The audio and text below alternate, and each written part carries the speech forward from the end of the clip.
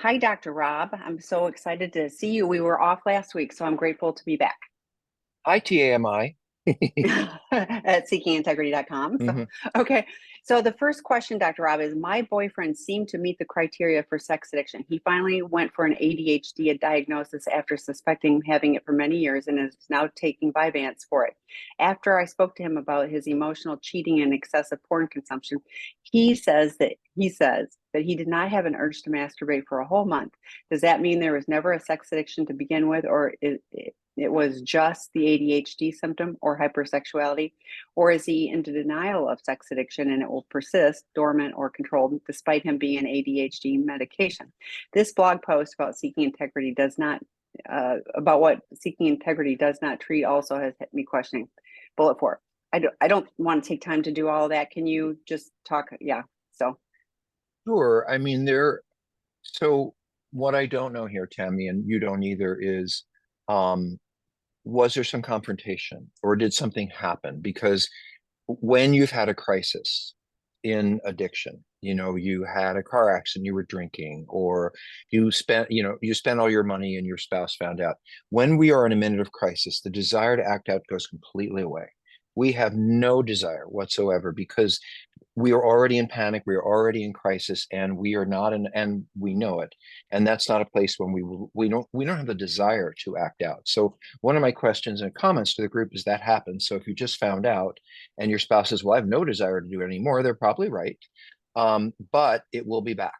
And we have a saying, which is when you are not feeling like acting out, your addict is in the corner doing push-ups. So the reason, and what I say to the guys in treatment, at the center or someone I sponsored or whatever that is don't be fooled by the fact that you don't feel like doing it right now, because this is the time to build your relationships. This is the time to go to meetings. You're in a little bit of a pink cloud, take advantage of it. So that's just to answer the question if there is a crisis. Um, I think that the proof is in the pudding to some degree, which is I don't think it's very hard to know if he's successfully masturbating or masturbating to porn. Um, so, I, Tammy, so I'm going to lean into you here because you have watched and been with, well, you saw some of my teaching, but you've been through most of the educational experiences with most of the professionals who are in the field. And I have actually, that I can think of, never heard of someone going on ADD medication and then stopping entirely. I've never heard that.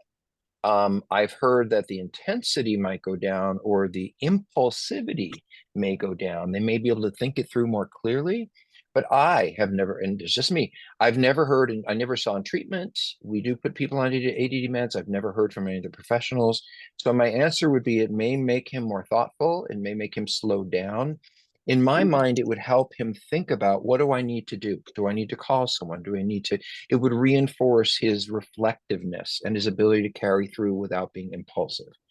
And I'm going to go to you, Tammy. I have never heard, I've heard a frequency of correlation between ADHD and an addiction period.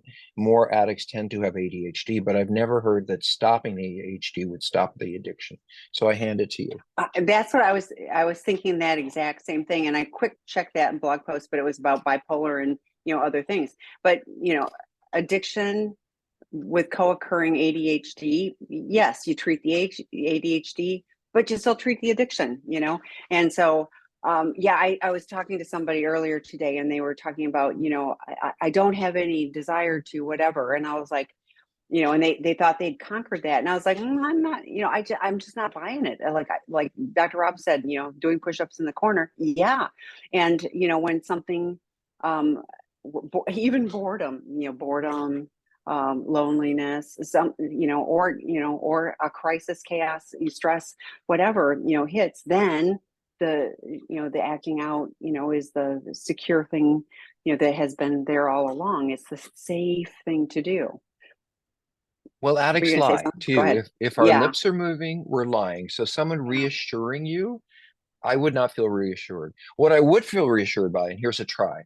Um, they went to the Sex Addiction 101 course. They went through it. They went to 6 meetings or 8 meetings, whether they felt like they fit in or not. They read a book. So they really educated themselves, and maybe you too, on what this is all about and how it shows up. And then I would say, well, maybe maybe he can give you more response about what's going on, but I don't even think this person knows enough about it. And look, every addict on earth wishes they could take a pill and make it go away. I haven't seen any yet that work, not any on any addiction. Even people who go on, what's that med that makes you sick if you drink alcohol? I forget what it's called. There's a medication that alcoholics can Is it take. antabuse?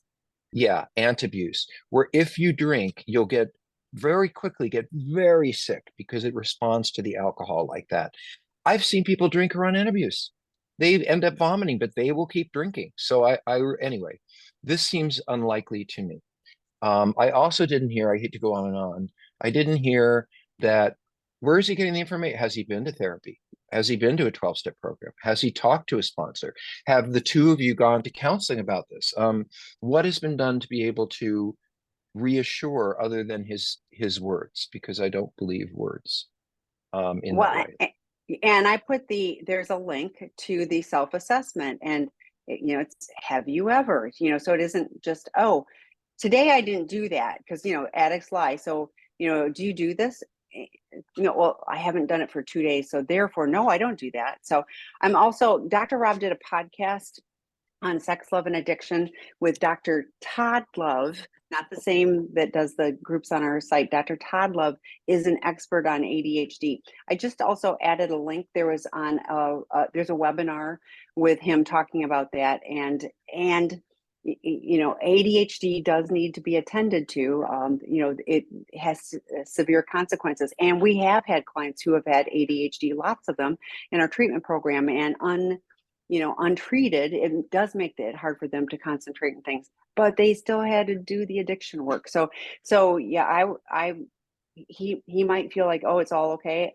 I do this all the time. And what are you doing for your healthy boundaries? Like, assume that this is not the solution. So what do you need to do for your safety, regardless of what he's doing or not doing? I'm so glad you're here and asking the question, but to me, it would be healthy boundaries, join our betrayed partner groups, all of those things help you learn more. But again, check out those resources, including that podcast with Dr. Rob and Dr. Todd Love on ADHD, because that was specific. Dr. Todd works with addiction and ADHD. So so it's that's the challenge, is like some people only work with ADHD and OCD, et cetera, and not Right. addiction, and then you get you don't necessarily get the right fit. So Two okay, more quick go ahead. things. Uh-huh. Tammy, this just reminds me how much we need to get a podcast on a psychiatrist who can speak the various issues, because we've talked about that, and I think that needs to be a podcast with a psychiatrist. Me and them. The other thing is that Tammy doesn't know this. I hope she isn't insulted, but sometimes when she's talking, I look things up. And I asked the I question, already knew he did that, and I'm not. So if I'm diagnosed with ADHD, am I likely to stop engaging in behavior addictions like sex or gambling? And the answer is, being diagnosed with ADHD does not automatically mean you will stop engaging in behavioral addictions like sex addiction. ADHD can affect impulse control, which might make it more challenging to manage addictive behaviors, but it does not taking medication does not guarantee an outcome, which to me means I wouldn't count on anything at the moment. My computer's going to run out of juice. Do you mind if I'm listening, but I got to do please something plug about that. in. Yes, and so I'm going to go back to healthy boundaries for you. Okay, Dr. Rob, the next question: addict, 9 months sobriety. One of the effects of my addiction is decades-long struggle to make and maintain lasting, meaningful friendships. I would like very much to be more engaged and connected to friends. Given the nature of betrayal, my wife very understandably does not want me spending time with friends. It recently came up that she is not ready for me to have friends. However, she insisted that I am not yet ready to have them. How do I, as an addict, know when I am ready for meaningful friendships? I Go ahead. Can I start with it? Yeah, because I'm sorry, but 12 step is where you start making connections. And then there are people that you can connect with safely, because they're also going for they're on the same path with you. So you can say, can we have coffee after the meeting? And that would be with, males with males, females with females, making sure, or ideally a few people so that you're all connecting. We always talk about it, the meeting after the meeting. So there are friends that you can connect with, or new friends that are on a certain path that could be safe for you. Going out with, I had this, it was going out with golf buddies that I used to act out with. That would not be safe, and your partner will not feel safe. So to make meaningful, lasting friendships, we need to be vulnerable, and being vulnerable within a 12-step program, within a peer group of people. We've got guys that are in our drop-in groups. So nice thing about 12-step is you're in a community. So you can make, friendships with people who are local, and, and have, I could go on this. I'm going to turn it over to you, Dr. Rob. No, of course. The effect of our addiction is a decades-long struggle to make and maintain lasting relationships. We have an intimacy disorder. The door doesn't get closed on romantic relationships. We struggle. This is why, and Tammy's absolutely right. When someone is deeply addicted or has a mental health issue, we automatically take them into community. One of the things you do with addicts who are often isolated is you bring them into 12-step programs, you bring them to group therapy, because we struggle with connection. So I agree with Tammy that which friends and how are you spending time with them? Sorry, I got a plug for my computer. Thank you. And the door closed, so I'm alone. Okay. I understand that she's afraid of you have friends. I would say, I think here's a way to think about it in a little different context. Some of the 12-step programs say you can't have sex till you're married. How do you learn how to be intimate? How do you learn to date? How do you learn to hold someone's hand? How do you learn any of it if you can't date before you get married? So I look at the same thing. How can I develop meaningful friendships if I don't practice? Now, where you practice is, as Tammy said, in safe environments with other same sex, if you're straight, same sex friends. And by the way, I'll give you another hint. I always tell my clients, never go out unless you're with three people. I mean, unless there's three of you.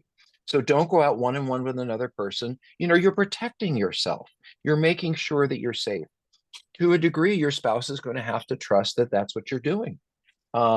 And I don't, I do think we have to practice meaningful relationships.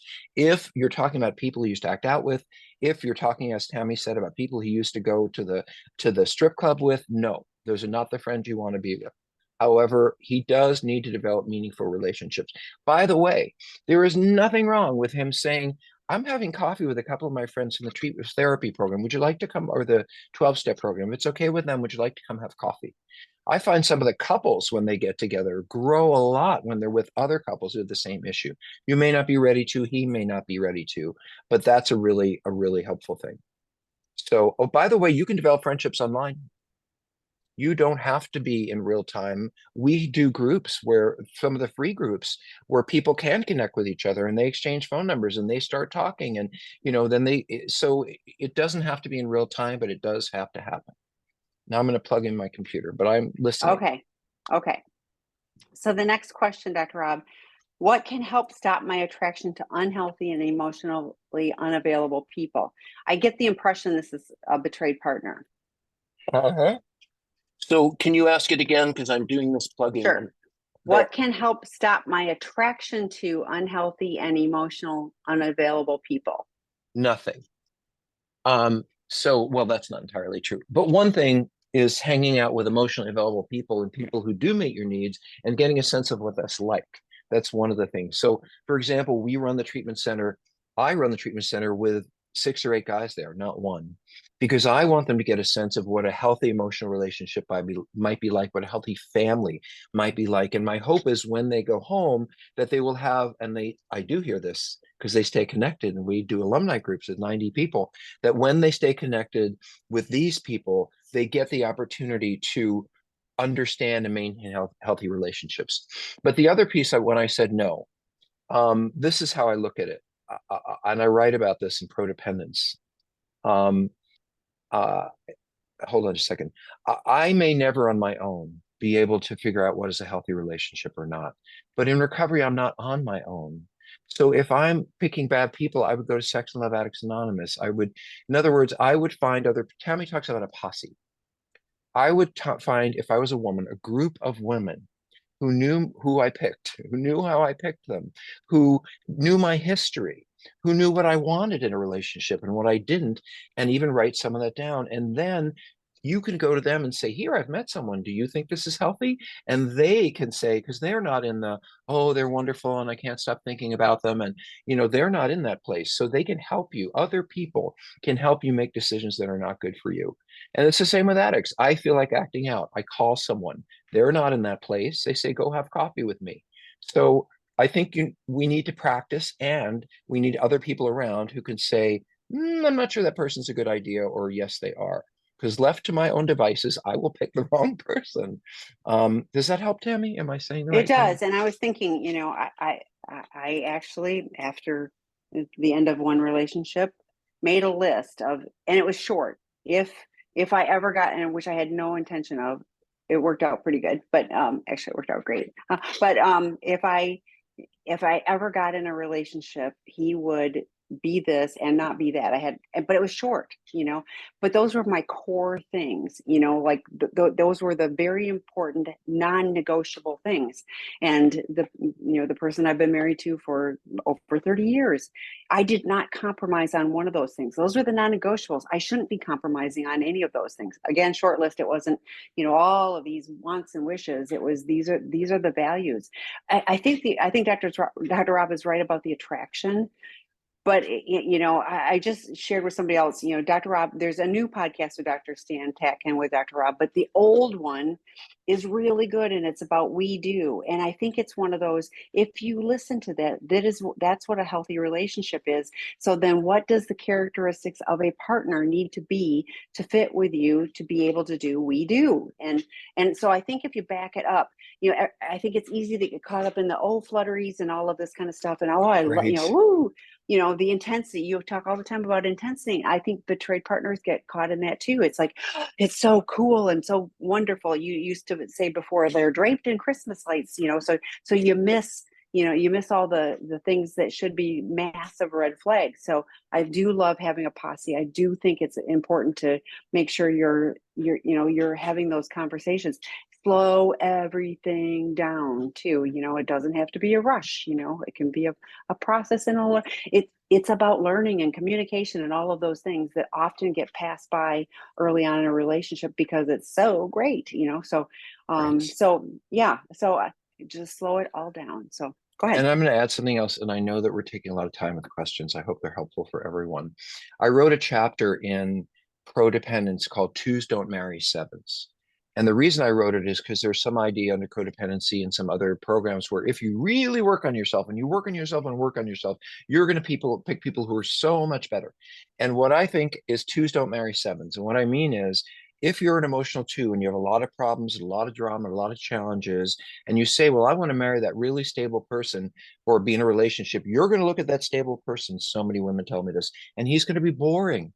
And then this person who's stable and has their shit together is going to look at you and say, oh my God, too much drama. So we're never going to marry or get deeply involved with someone who doesn't have issues similar to us. Two things. One is make sure they're working on themselves. Make sure they've been to therapy. Make sure, and most of all, for me, make sure they can be accountable to their own behavior.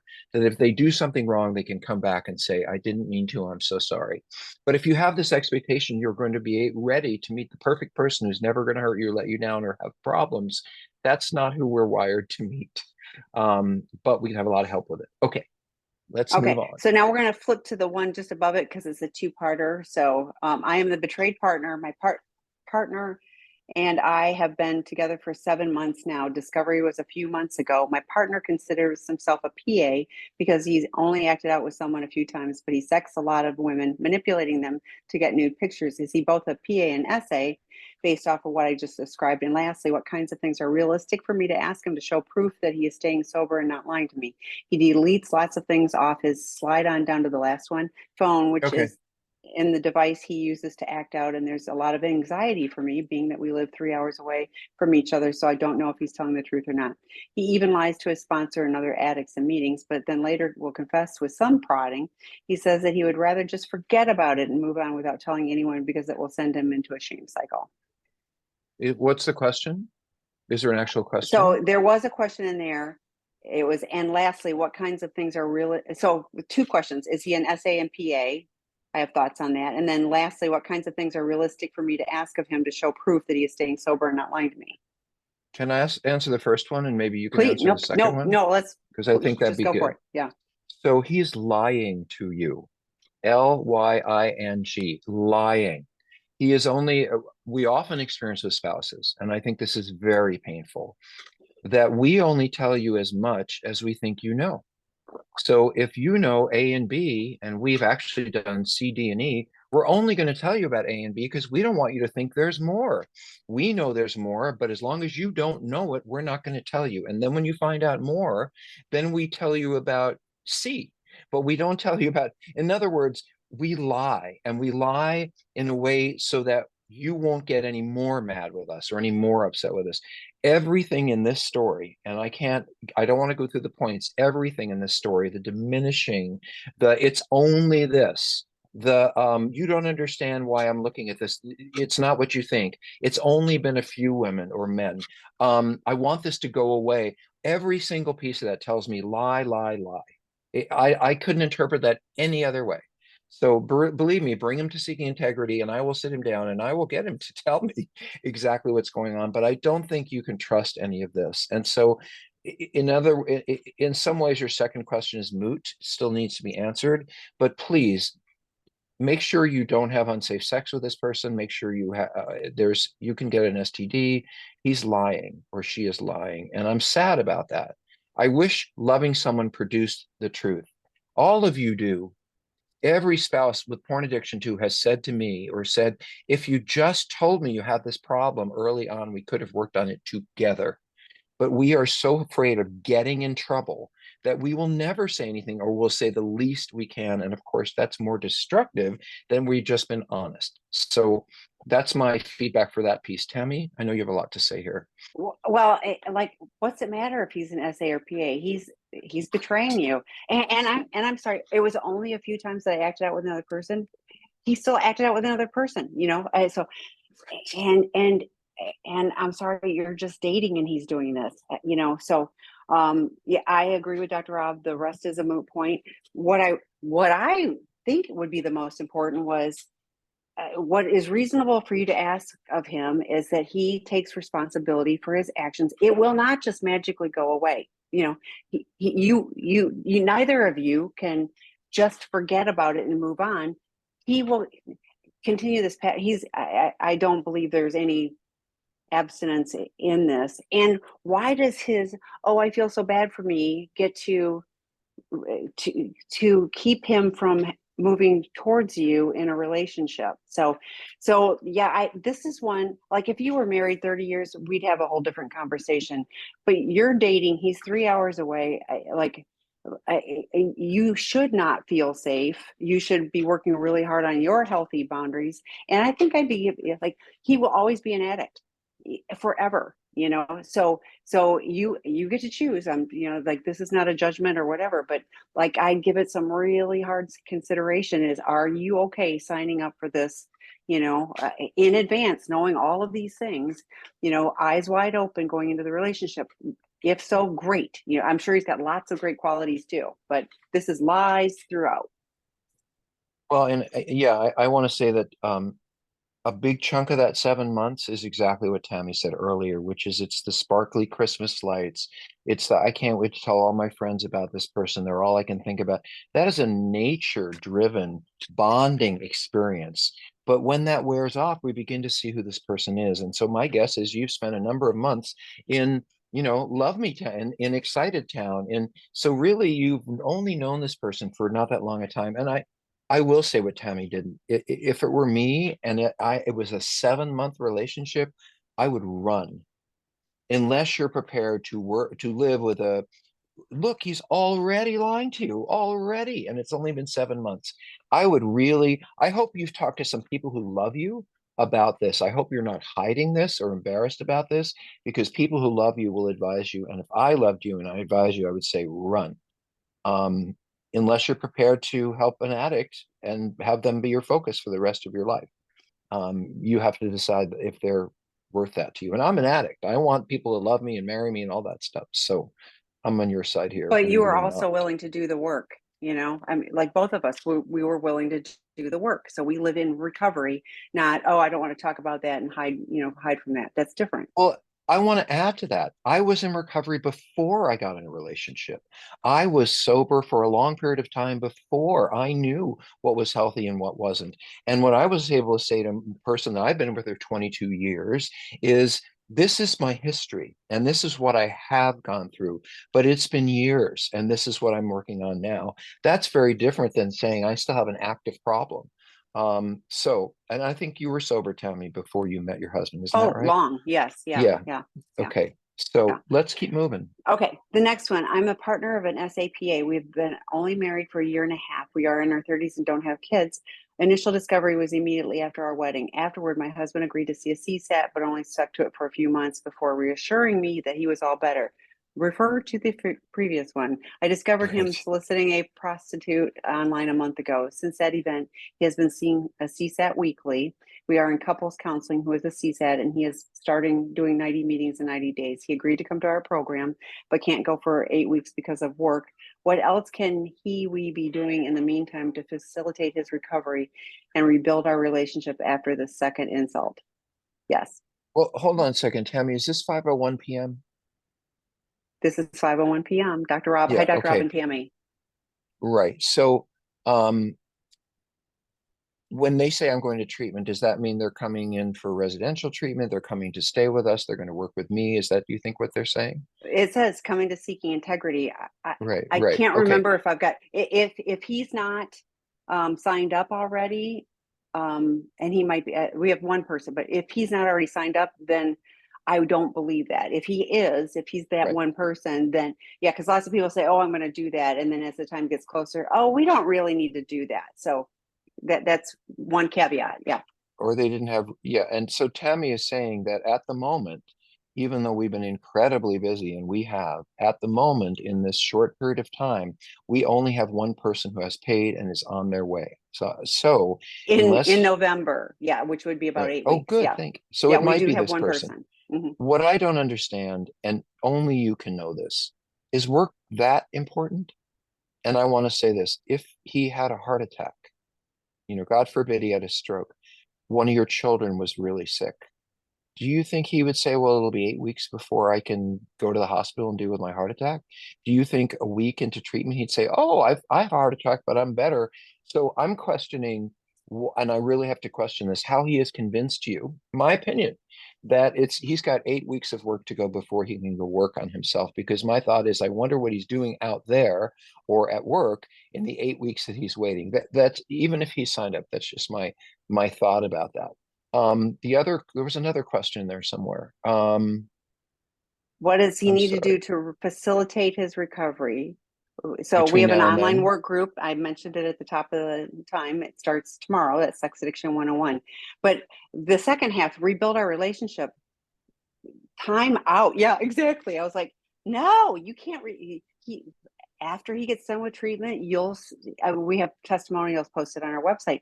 They start to see that he's trustworthy. They start to, believe. But why would you rebuild when he is still, like he's finally going to the 90 meetings in 90 days? Does he have a sponsor? Like, because I know lots of people that warm a seat in treat or in a meeting don't work the steps. So you can join. We have got Betrayed Partner. I'm glad you're here. You can join the Betrayed Partner drop-in groups, join the other webinars. We have a Betrayed Partner work group that starts November 2nd. You can join that. He can join all of these things, be starting to work on his steps, having an accountability plan. That would be, but the other thing I caught was, and you're doing couples work. And there are a handful of incidents where that is helpful, but I would rather see you getting support for you as the betrayed partner and him doing the work with his CSAT, then you guys, like, the coupleship is the client for couples therapy, and he's still lying, and like, there's no way you're going, oh yeah, now he's telling the truth, then he's deceiving you. So him getting the help that he needs, we will be, he's coming in 8 weeks, so in I don't know how long he's coming for, if he's come, but whatever. So let's say in 4 months. In 4 months, then consider, some couples work. But right now, get help for you to support you. And I really want to support what Tammy said, because you said that he was seeing a therapist and then he didn't want to see them anymore, but he slipped anyway. And I'm thinking he had an issue and he didn't want, maybe he was too embarrassed, or maybe he wanted to leave the therapy. Something happened there that you probably don't know about, because we go to therapy and then we lie about what happened there. And we say, well, my therapist said, and this isn't always true.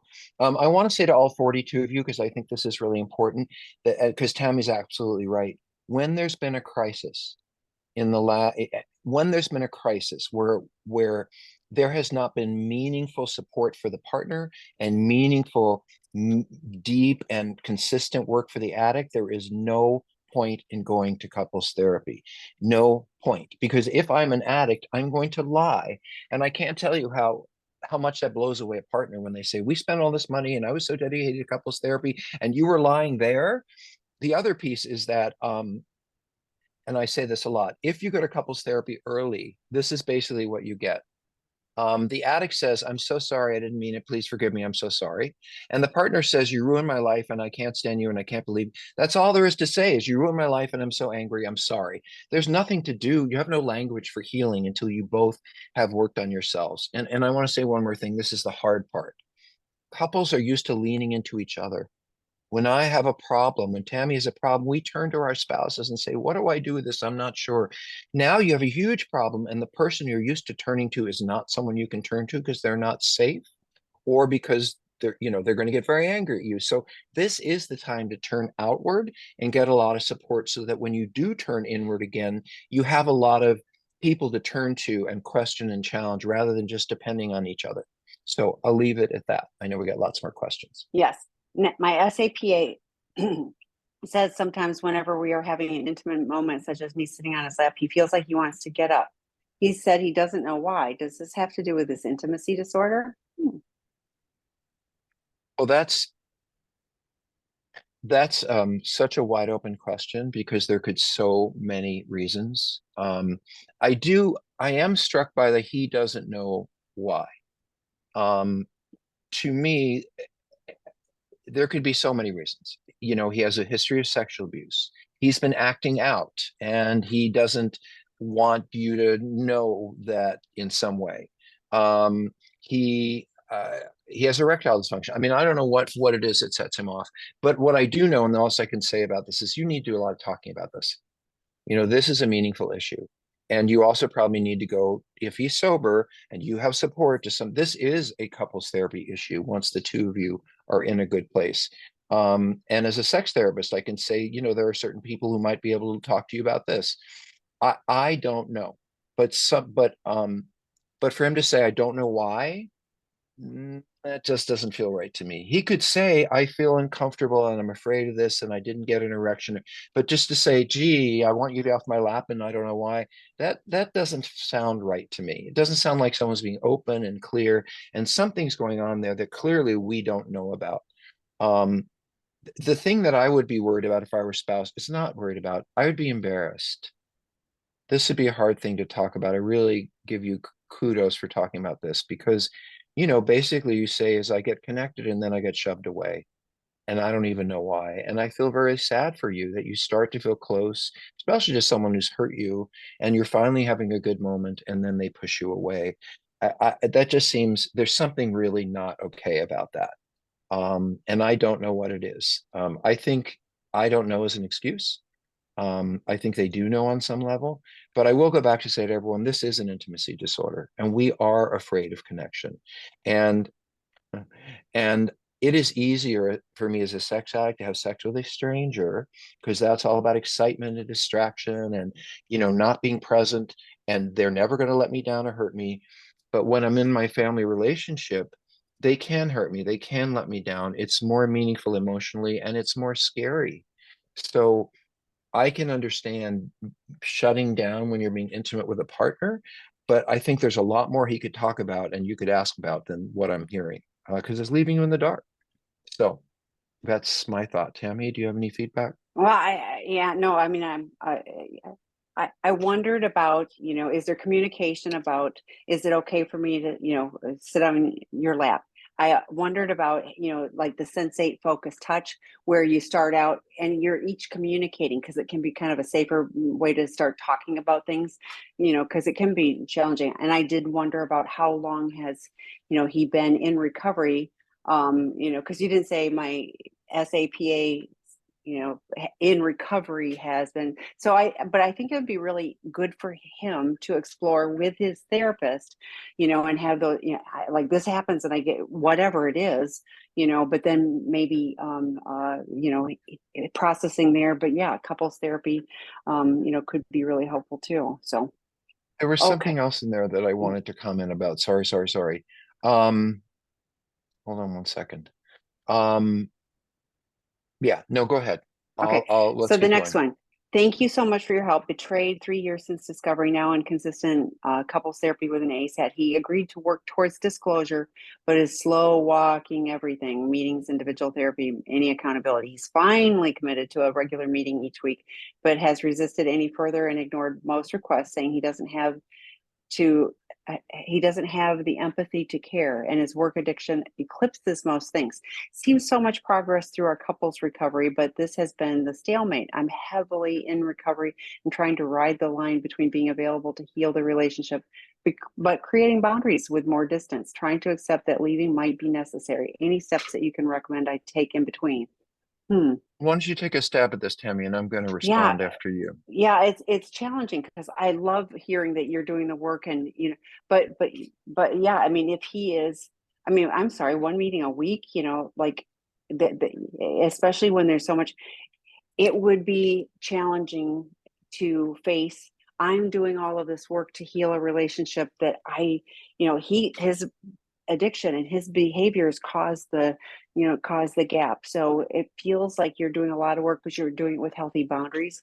So at some point, it may be, if he's unwilling to do the work and not able to meet you in that gap, then whatever is best for you. We do have a moving on alone drop-in group for betrayed partners. It is for those who have been left, or are considering leaving.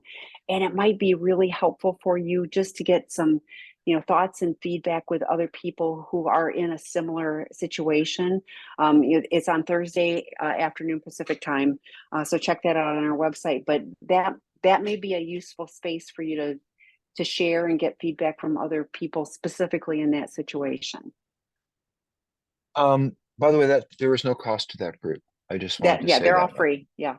And it's hard to explain to you sometimes what we charge for and what is free. There's far more. I think there's 16 or 18 groups that are free, and there's just a few that we charge for. So, but that is a free group, and we had a lot of people who were in the process of separating, or thinking about separating, or had separated, or were in divorce, and they really wanted to talk to each other. And so that has been a really helpful free group that we do. So I'm going to be incredibly respectful because I don't know this person at all, but can you explain what an ASAT is, Tammy? So a CSAT has 5 years of time in the field and done the program. An ASAT is typically, I've done all the training, I've gotten all the certification through ITAP, but I don't have the 5 years of Supervision. licensure. No, of Right. licensure in the field. So they don't have the time in the field of mental health. Ah, so I wasn't sure. So I would Yeah. thought it might be someone who's still in training.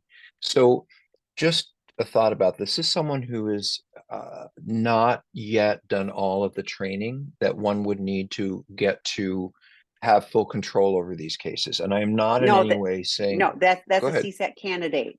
That's different. A candidate is somebody who's in the training. This is somebody who's been fully trained. They Right, just I got like that. LCSW, like No, before I they hit got 5 years. No, Tammy, and I appreciate the clarity, Oh, but okay. I did get that. But this person Oh, still hasn't had all the supervision, all the support. I consider that training.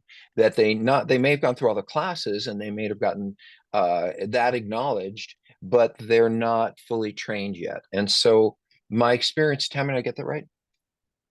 I did get that right. Yeah. well, they're all done with their CSAT, and as soon Yeah, as I they hit got the that. 5 year mark with LCSW or what LPC or whatever, then they automatically switch. There's nothing else to do with ICAP. Ah, so Thank they you. are not Now you get it. licensed as a therapist. No, no, no. They are licensed as a therapist, but they don't have 5 years of licensure time.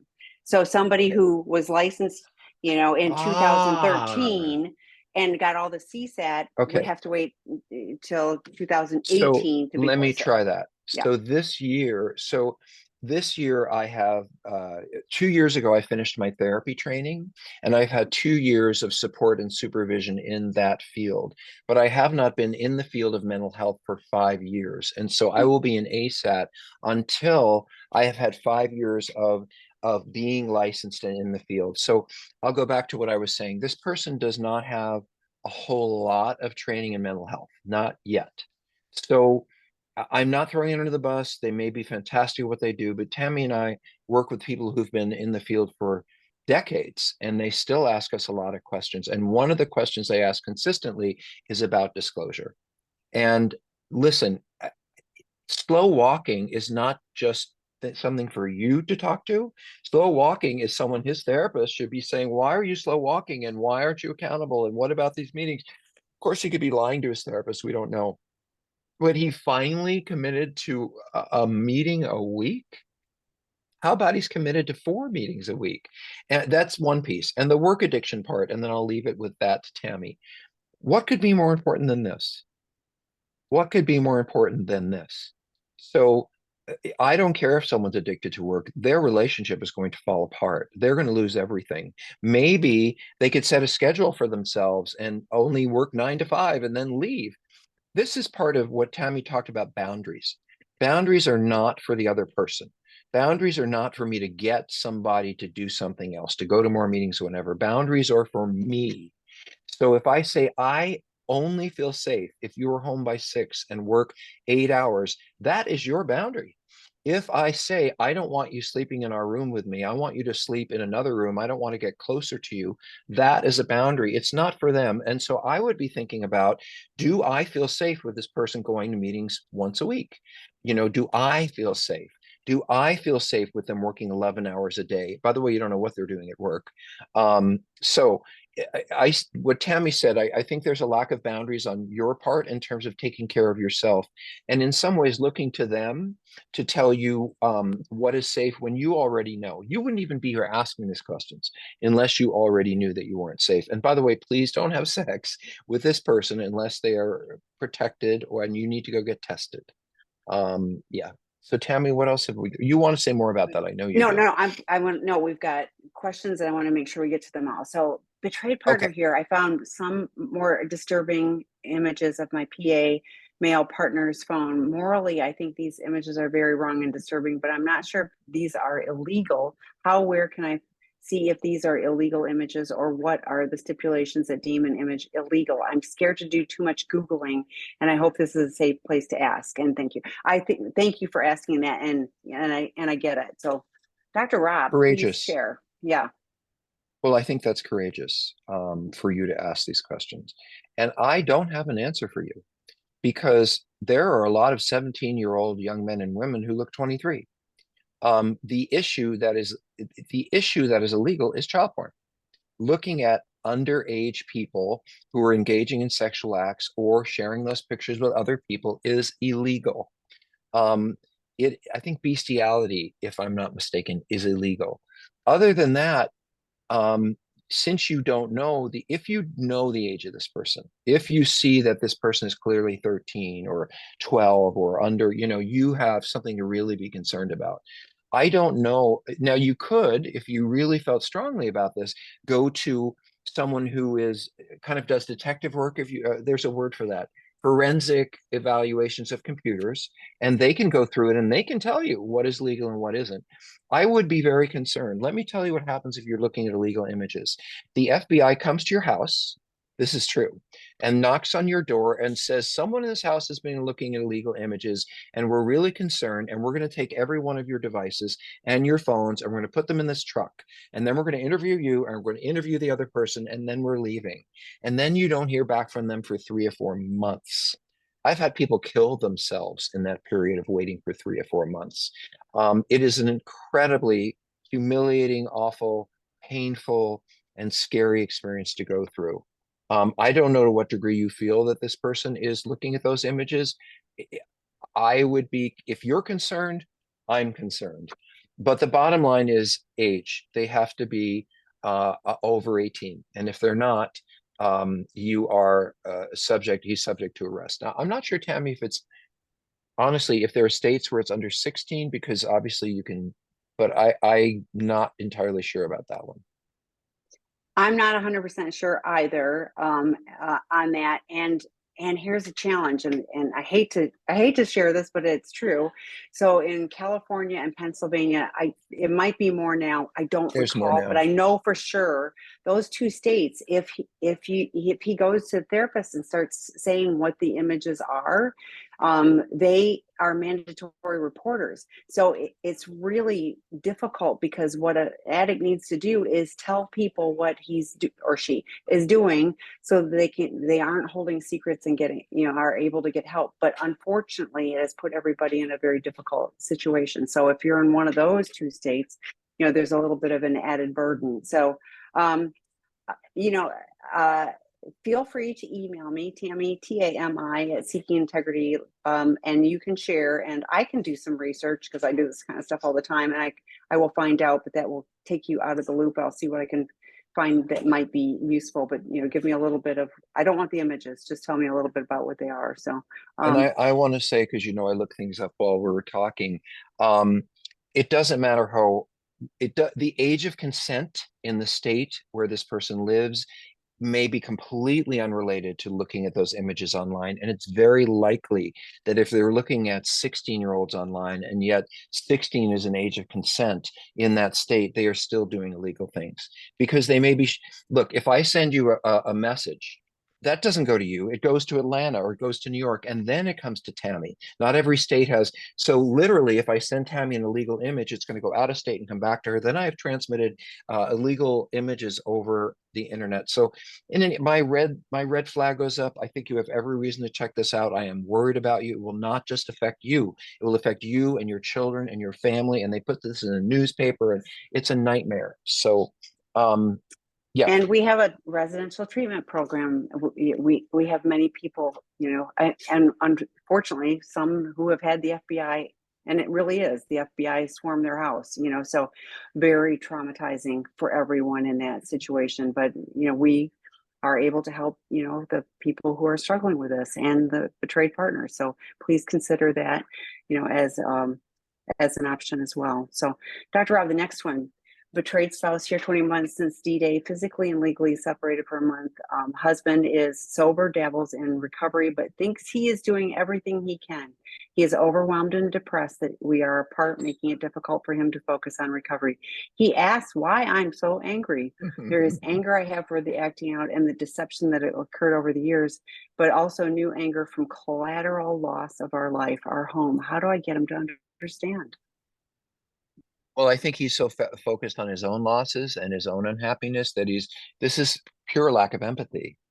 By the way, I wrote a book about this called Out of the Doghouse, and we teach a course about it, which is how can a man, and it's about men specifically, learn how to heal a relationship when they have cheated on a woman. That is the book I wrote.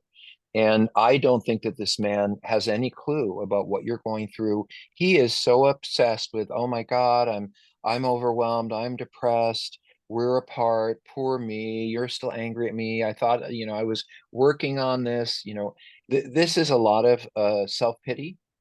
And I don't hear a lot of interest in truly what's going on with you. Because, by the way, if I were you, I would be furious about this. exactly what you said. You too have lost your home. You too have lost your relationship. You too have lost. And where is his empathy about, I am so sorry that I have left you and us alone?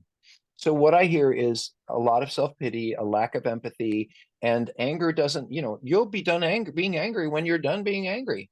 So I also wonder what's going on while you're separated. Is there some kind of therapy? What are you doing together to begin to heal? Because this is a time that I think couples do need to come together and say, what are we doing to move forward? So I put in the chat, and Dr. Rob mentioned out of the doghouse. With all due respect, I think he's not there yet when he's dabbling in recovery. So I Mm-mm. put in the Sex Addiction 101 that starts tomorrow. I think that would be a much better place for him to start, to do some consistent work, get some education. Those are all live facilitated.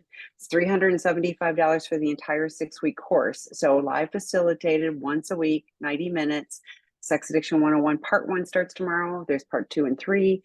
There's a betrayed partner group that could be really helpful for you as well. And then I also put, this guy would so benefit from residential treatment. And, for many, they come to our program because there's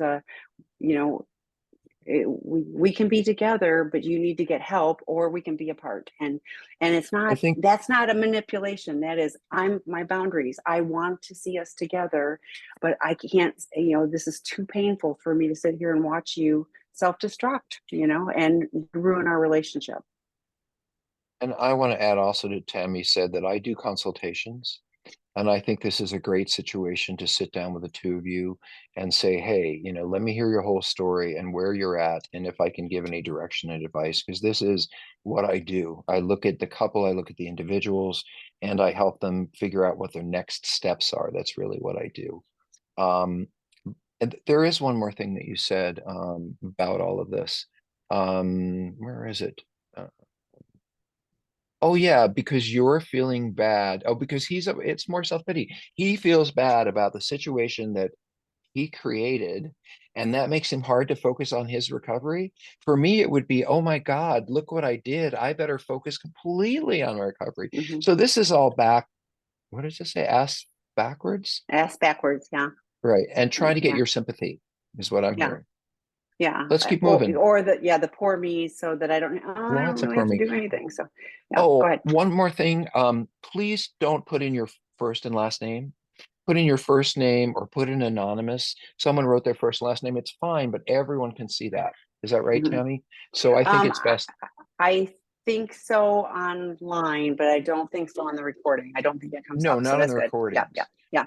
Okay. Betrayed partner, my sex addict partner has been doing a lot of healing and sobriety. I'm proud of him. I want to be more sexual with him now, but he gets very in his head when we try. He stops the situation, or I ask if he needs to stop, and he says yes, because he isn't sure he wants sex because he wants it with me, or because he wants it as part of his addiction. Sometimes he starts crying. He doesn't want sex to trigger him to relapse. What do we need to just wait? Can I help him? Thank you for Well, sharing that. yeah, I have to say, Tammy, there have been some really meaningful and difficult questions. Not that we don't always get them, but some people are being very honest and open. And I really appreciate that. So one of the things, I don't know if y'all know this, I have a PhD in human sexuality. Don't laugh at me, please. I'm a doctor of sex in some ways. And so what Tammy just typed in, sex doesn't have to be oral or vaginal I mean, sex doesn't have to be any of those things. Sex doesn't even have to be orgasm. What I always think is what I know the research tells us is that if you're not ready to be sexual, take it a few steps back. How about a massage? How about taking a shower together? It doesn't have to involve erections or arousal. There are many ways to engage with your partner. They can hold you while you pleasure yourself. There are many, many ways to engage in sensual behavior that is intimate without necessarily having to have. I think people think sex is one thing and one thing only, and it's so much broader than that. So, does he feel comfortable holding you? Does he feel comfortable? So many good questions to ask. Tammy wrote in Sensate Focus. That is one of the ways that we work with that. It's a great thing to look up. The other thing, and I want every one of you partners to hear this, if I couldn't say this more strongly, there is nothing you can do to make me act out. We can have the hottest, most amazing sex, and I can feel like, oh my God, that's all I can think about is the sex we had last night. But if I am triggered to act out, I am responsible to call my sponsor, to call my therapist, to talk about it, or when we are sexual again, to slow it down, or it. But this idea that spouses are given that somehow if we have too much sex or this kind of sex, well, it sort of works both ways. I've had spouses say, well, I've had a lot of sex with them. Maybe they won't want to go out and act out. Maybe if I have sex with them 3 times a day, they won't want to go act out. We do. And on the other hand, if I do have sex with them, what if they do act out? And the answer, none of that has to do with you. You need to do what feels best for you. But as far as I don't have sex with you because I'm afraid I might act out, that's a bunch of malarkey. If he feels like acting out, he can get other kinds of help. If he feels like you're being sexual, makes him want to act out, then you can slow it down. You can take it backwards. You can do some hand holding. There's all kinds of things you can do. What does sex mean? But again, to every partner here, you were never, ever, ever, please write it down. You were never responsible for acting out. Please listen to me, spouses. You can get angry at us. You can let us down. You can gain 300 pounds. You can nag us all the time. But the choice to take those things and go act out is mine and mine alone. Because I can go for a walk. I can call a friend. There are many, many things I can do. I can get a divorce. There are many, many things I can do if I'm in a committed relationship other than blame you and go act out. So it doesn't matter how great our lovemaking is. If I decide to act out, that is my responsibility and mine alone. So you're never responsible for that, partners. I hope that you can hear that. So Tammy, what do we got? We're going to do one more, and there's more good questions Yes, too. But my one spouse more. asked me, I love this one. My spouse asked me to provide to his CSAT the evidence I found of his acting out. His CSAT and mine said this sounded okay. Should I do this? My tribe has said no, that he will only disclose what I already know.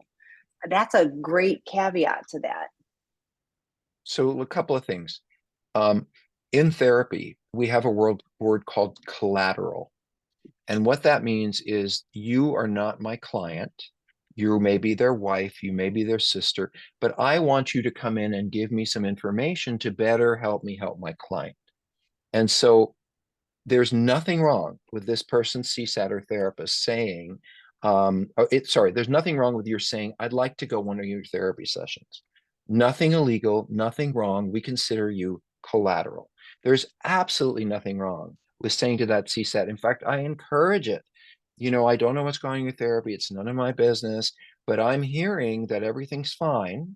And yet on his phone, I found all this stuff that I didn't know about. And I just want you to know that. In fact, I'll send you an email with the pictures if you like. There is nothing wrong at all with your telling their therapist your concerns. What they do, they can't call you back.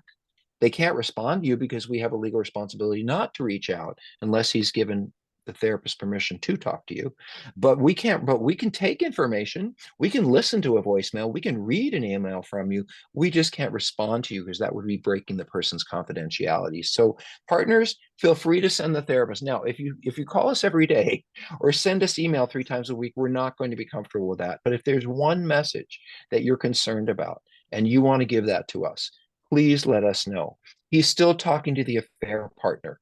I may never tell my therapist that, but you've seen it on their email.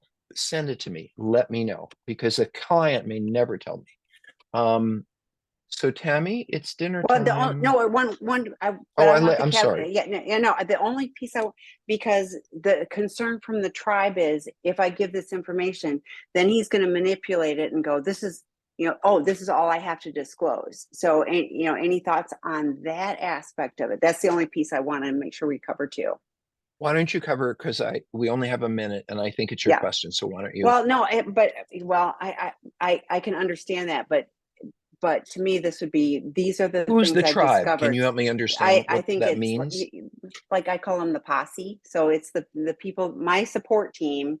So the mental health professionals are saying it's fine, but my tribe is going, because then he's only going to share like even that it would almost be that the therapists are Listen, so my answer to colluding. that, that's none of your business. You know, you have a concern that involves your marriage that a therapist might benefit from. It's not about you or your issues. You're not constantly nagging. You know, you want this information to get across. I think that is very appropriate and useful.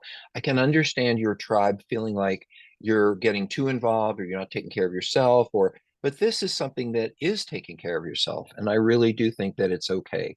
Tell your tribe No, but I it's think it's okay. also the therapists, if they're doing their job or not, like it's okay to say, this is what I found. I know that there's more, so that they aren't going, well, just make sure that you're, because this is what it feels like.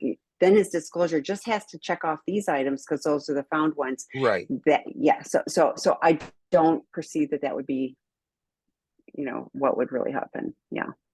Yeah. Right. So what Tammy's is saying is if I call them and I tell them this, then when we do disclosure, they're only going to tell this much because they know I know that and nothing more. You can certainly Mhm. say to the therapist, I found this, and I'm sure there's more. So anyway, we got to go. Tammy, it's great to see you. And You is there anything too. else I can do for you? You have a look. It's been a week. It's been a hard week. So, but we're back. And you It's know all what good. So, else? yeah. I know that Tammy looks at the questions and she really wants to answer some of them, and it's really hard for her to read them and I say, we typed a don't have few little time. pieces, but then you Right. guys can always reach out. So, and come back next week. We'll do it again. So, Yeah. thanks, Dr. Rob. Thanks, TAMI at everybody. seekingintegrity.com. See you guys. Exactly. Thanks, Tammy. Bye.